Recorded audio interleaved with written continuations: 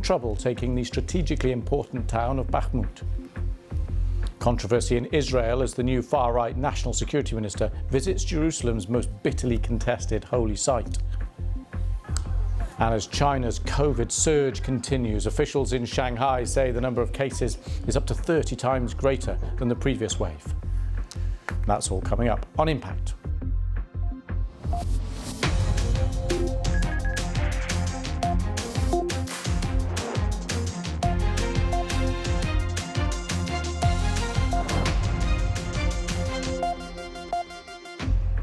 Hello and welcome to the programme. We're going to start in the Brazilian city of Santos, where the coffin of the footballing legend Pelé has been brought out from the football stadium where he had been lying in state and taken through the streets in a final public procession. Officers from Brazil's presidential guard carried the casket from the stadium where Pelé began his playing career. Coffin was on public view in the middle of the pitch for 24 hours, and the club says 230,000 people paid their final respects to Pelé as he lay in state. And this is the scene live now in Santos. The legendary player is making a final journey through the city streets at the moment before later a private family burial service. So these are the final moments of the public's chance to say their goodbye before he heads in for that private family funeral service. Well, let's speak now to Marcelo Rael Corrigiari, who lives in Santos. Thank you very much for coming on the programme. Thanks for having me. What are your emotions like today? Well, how can I tell you? There are tough days in life. This afternoon is one of them. You went to visit and see Pelé as he lay in the centre of the football stadium, I believe. Talk to me about that. Yes, it was a very silent. It was a very silent queue. We were not supposed to, to stop to take pictures or something like this. And there were about 2,000 people to pay tribute, for this funeral. So people were not supposed to spend so much time, around the coffin. And I went there twice. Something about 4:30 in the morning, which is something like 7:30 London time, and it was people were up all night, thousands of people in the queue to pay this final tribute to the legend, and some of them started some chants, when they were in the queue, and it was something really massive. It's so interesting to hear those details about the process of going through it. And then let's come to today, in the last couple of hours, people out on the streets. What's the emotion like there right now on the streets of the city? Pelé was a sort of legend who never denied to take a picture with you, never denied an interview for any journalist. So part of our identity has not ended, but it's a kind of a part of us that came to an end. It's the end of a cycle, and the beginning of another cycle. We don't know exactly where we're heading to, where we're going to. So in this case, it's really tough to describe all the emotions and the feelings we've got at this moment, because most of our parents' stories about football that made us be football fans started with our fathers, especially, and all the stories involved Pelé. So today it's some sort of a very emotional moment, because it's a kind of our father's second burial. That's a really... Yes, we are burying our fathers again. Well, that's a really powerful way to put it, because, of course, he had such an impact on, of course, the lives of football fans around the world, but a much more personal relationship with the city. And I see you're wearing the football club colours there as well. And it's people from all generations will be swapping and telling their stories about the man today.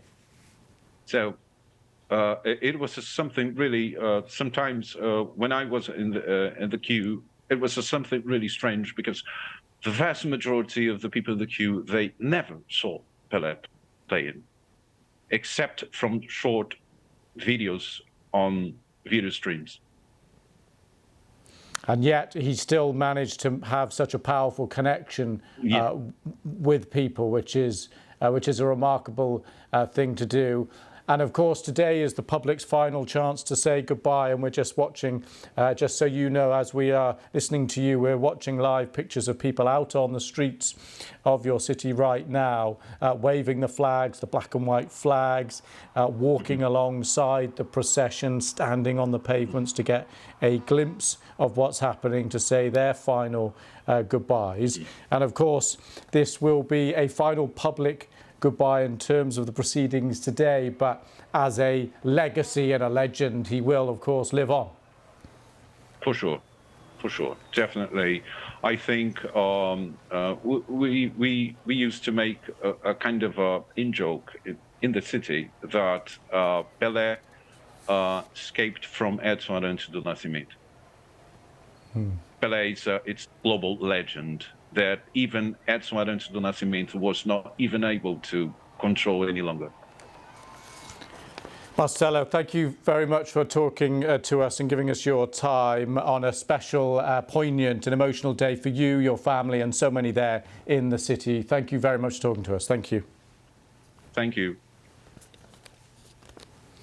OK, we're going to go to Ukraine now. A couple of significant updates to bring you. Firstly, the head of the Russian mercenary group, the Wagner Group, said Russia is facing great difficulty in its attempts to capture the eastern Ukrainian town of Bakhmut. Yevgeny Prigozhin said multiple lines of Ukrainian defences were complicating the assault, with fighting not just street to street, but house by house. Now, the comments came as Ukraine's president says Russia is planning a protracted campaign of drone attacks in a bid to demoralise Ukraine. We have information that Russia is planning a protracted attack using Shahed drones. It is probably banking on exhaustion. Exhausting our people, our anti-aircraft defences, our energy. But we act and do everything so the terrorists fail in their aim, as all their others have failed. And another significant development. On Monday, Russia acknowledged the deaths of more than 60 of its troops in Donbass, although Ukraine says the strike killed over 400. To get more on that incident, I spoke to the security expert and foreign policy analyst, Professor Paul Moorcroft, who told me how unusual it is for Russia to admit losses. Well, the Russian figure was 63. The Ukrainians say about 400. There was a lot of intelligence chatter about this. There's speculation as to why the Russians unusually said, look, this is a big setback. Why did they do it? Well, I don't think they could hide it. So we can assume that the casualties, not only in this particular incident and generally, are much higher for the Russians than they are saying. So this is the beginning, perhaps, of the promised offensive, though I think the weather probably won't allow it for a little while. But we can expect spring offensives on both sides, and that could dictate what will happen on the general battlefield. I just want to say one thing. My views on this war are different from most people, because first of all, I think we pushed the Russians too far. That's not to excuse their savage war crimes. And also, we tend to underestimate them. That's why I'm not doing that now, because the Kremlin underestimated what the Ukrainians would do. They thought they would collapse in 2 days. There's a Western habit of believing our own propaganda. The Russian resilience is much tougher than we often give them credit for. So the idea, particularly in the beginning of a new year, that, oh yeah, this might be over by Christmas, we're going to have more of the same. It's going to go, there are going to be major drone attacks, major artillery attacks, unless there's a major accident, i.e. an attack on a nuclear power station or whatever, or a number of missiles going into Poland, except we have to accept there's going to be more of the same. Thanks to Professor Paul Moorcroft for that. To China now. It has denounced the decision to impose restrictions on Chinese travellers because of the rising COVID infections and warned it might take reciprocal action. International health officials have criticised Beijing for failing to release data on the spread of the virus and possible new variants. The US and about a dozen other countries will require those arriving from China to produce negative test certificates. Many Chinese have been rushing to book their first overseas trips in years after Beijing lifted its own travel restrictions. Well, Chinese Foreign Ministry spokesperson condemned the requirements on travellers. We are willing to strengthen communication with the international community and work hard together to overcome the epidemic. At the same time, we also believe that some countries have imposed entry restrictions targeting only Chinese travellers. This lacks scientific basis and some practices are unacceptable. We firmly oppose any attempts to manipulate epidemic prevention measures in order to achieve political goals. We will take countermeasures based on the principle of reciprocity. Meanwhile, in the United States, concerns are increasing about a new, highly contagious Omicron variant named XBB.1.5. The Centre for Disease Control and Prevention showed over 40% of COVID-19 cases were caused by the new strain. Epidemiologist Dr. Eric Feigl-Ding is on the COVID-19 Mortality Expert Committee for the World Health Organization, and he told me there is cause for concern with the new subvariant. XBB.1.5 is the next big one. I think people have underappreciated. CDC, just disclosed it was 40%, but they had completely not disclosed that it's been surging for the prior 4 weeks. And XBB.1.5 is more evasive. It's the most evasive variant known to date. And unlike basic XBB, it is much better at infecting cells. Based on what we know. So it's, in many ways, it's the worst of both worlds. And if you look at the stats, wherever it's dominant, like in Northeast New England area of the US, it has, hospitalizations have surged. And it's also surging worldwide in other countries and been found in other countries, including in the UK, where it's growing rapidly as well. So this is the next big one. And I think without good genome surveillance, we would not have been aware that this is the new culprit. But this is, I think, the variant to keep an eye on. Okay, and do we have any idea, crucially, on how effective the vaccinations that we currently have are against this? For example, the hospitalization numbers, do we know how many of those are vaccinated or not? Yeah, so this is the problem. First of all, to know the real-world efficacy, it takes time and enough numbers. And the other thing is, XBB.1.5 is not a regular Omicron. It is it's a recombinant crossbreed of two different lineages. And so, and these are lineages of BA2. And so, for example, the UK bivalent is a BA1 bivalent, while the US bivalent is a BA5 bivalent. So neither of them are actually going to be perfect. We're hopeful that it will work against hospitalization, but against in terms of infection, and again, infection leads to long COVID, we're very worried. And there's evidence that because it is so good at infecting with the human ACE2 receptors, that it could actually lead to worse long COVID because even low levels can cause huge amounts of problems. Thanks to Dr. Feigl-Ding for that. Right, stay with us. On Impact, still to come. Small puppies, big dreams. We meet the first batch of canine recruits training to be guide dogs for the blind since the COVID pandemic in the UK.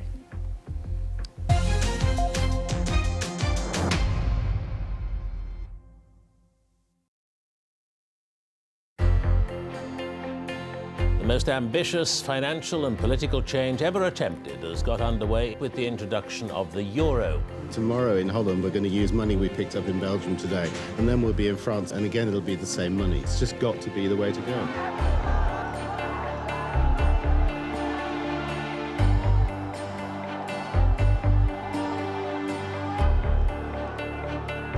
George Harrison, the former Beatle, is recovering in hospital after being stabbed at his Oxfordshire home. A 33-year-old man from Liverpool is being interviewed by police on suspicion of attempted murder. I think it was good. Just good? No, fantastic.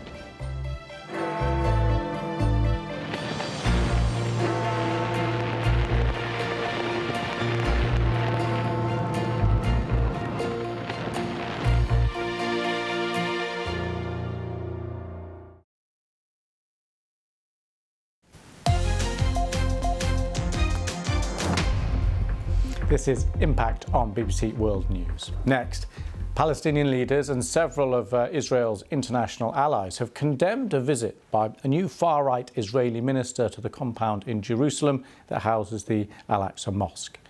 Itamar Ben-Gvir was seen touring the area with heavy security around him, actually. Now, it's a site sacred to both Muslims and Jews, but is currently only open to Muslim worship.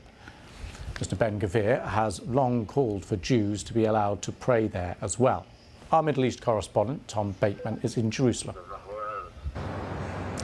Well, it is the very sensitivity of that site that makes this important. Now, whenever senior Israeli officials visit that compound, known to Muslims as Haram al-Sharif, to Jews as Temple Mount, it is always seen not just by Palestinians but the wider Arab and Muslim world as a provocation. But what you had here was a far-right agitator who has very recently become the Minister of National Security in Israel, who had said and threatened that he would make this visit. The timing of it wasn't clear, and then suddenly it happened first thing this morning. He strolled around the site for around a quarter of an hour or so. No indication that he directly approached Al-Aqsa Mosque or that he prayed at the site, and then he left. But it is the symbolism, the imagery of this that then takes the story forward, because what we've had since then is a very severe condemnation by the Palestinian Foreign Ministry and also by other countries in the region, Arab countries. Saudi Arabia has condemned it, so has the United Arab Emirates in the last few minutes. And what they suggest is that a visit like this could in effect usher in a change in the very sensitive historic status quo that governs worship at the religious sites in Jerusalem, and that's why they see it as a provocation. Now, in the last few minutes we've had a statement from the Israeli Prime Minister's office, Benjamin Netanyahu's office, to say that he is obligated to strictly maintaining the status quo at the site itself, but at the same time he won't cave in to Hamas, the Palestinian militant group. And that's very much how Mr. Ben-Gvir has framed this, that he wants to show to his supporters that he is effectively sort of confronting Hamas. They had said that if he would visit, that there would be explosive consequences. He has said that the Israeli government won't submit to that pressure. And Tom, just talk us through the politics in Israel of this moment, because this is a figure who only very recently, as you pointed out, came into his position. Just talk us through how that happened. Yeah, I think that's a really important point because, you know, it's only 5 days since this new Israeli government was inaugurated. It's the most right-wing and religious in Israel's history. I mentioned Mr. Ben-Gvir. You know, he made his name really by showing up at places where there was already a sense of conflict or disputed areas and provoking the situation. He would go and call for more force to be used against Palestinians.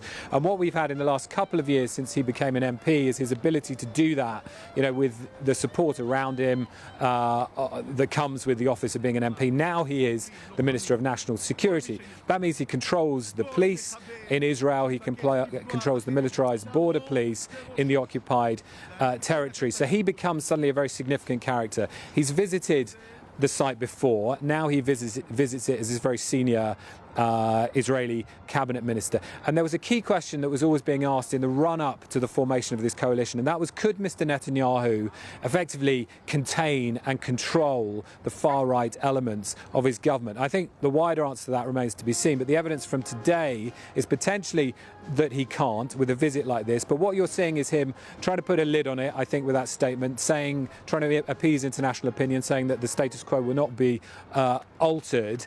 But at the same time, what happens next? Will Mr. Ben-Gvir be able to repeatedly visit? Is it going to create more of a sense of volatility? So that's why I think this plays into the politics of the Israeli government and what Mr. Netanyahu can do to keep things as he would like to keep them as Prime Minister.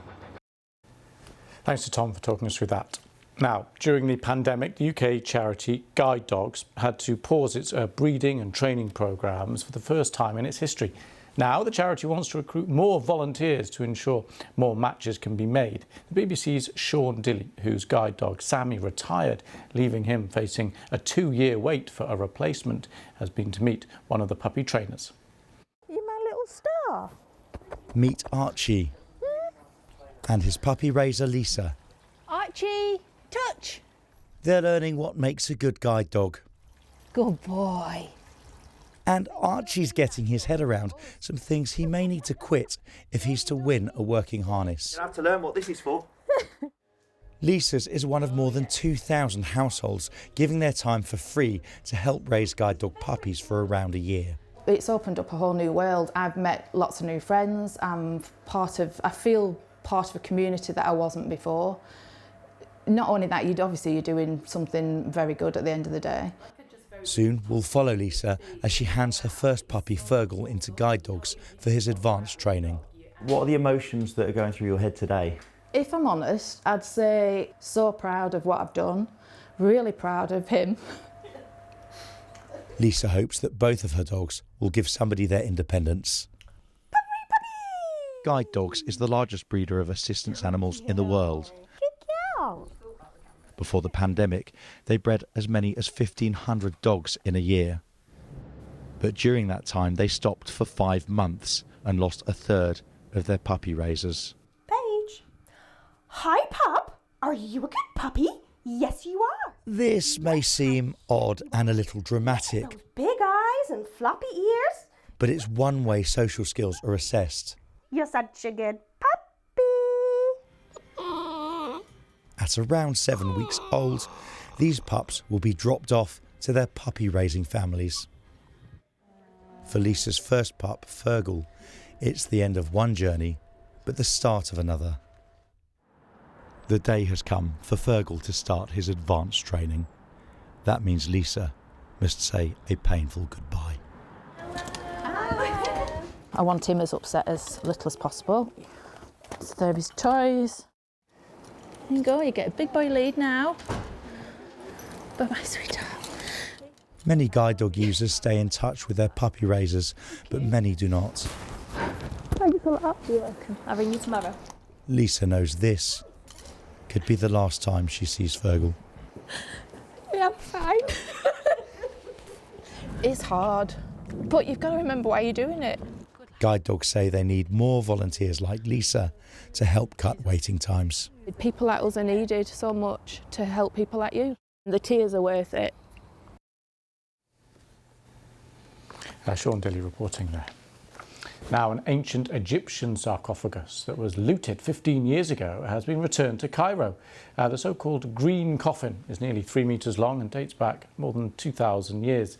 It had recently been on display at a museum in Texas. It's one of thousands of items recovered by the Egyptian authorities. BBC's Tim Allman reports. Ancient, mysterious, and now, finally, back home. The green coffin predates Christ, a brightly painted wooden sarcophagus belonging to an Egyptian priest. It's from the country's late dynastic period, which spanned the 7th to the 4th century BC. Its return a significant source of cultural and national pride. Recovering this sarcophagus and bringing it back to the country is a new step in the success of the Foreign Ministry to protect Egypt's national heritage.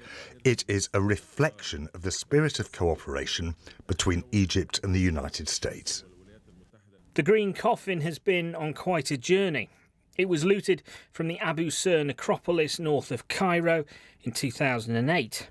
Smuggled by a global art trafficking network, its first destination was Germany. Then it was taken to the US, a collector loaning it to a museum in Houston in 2013. And all those air miles have taken quite a toll. A big part of the sarcophagus, unfortunately, is in bad shape as a result of being smuggled illegally. We plan to take it to the Egyptian Museum to conduct something like first aid, some meticulous restoration. This is only one of nearly 30,000 smuggled artefacts recovered over the last 10 years, and there are believed to be many more still out there. The green coffin is back home, but the hunt for Egypt's stolen treasure goes on. Tim Allman, BBC News. Right, that's it from me. I'm Lewis Vaughan-Jones. This is BBC News. Bye-bye.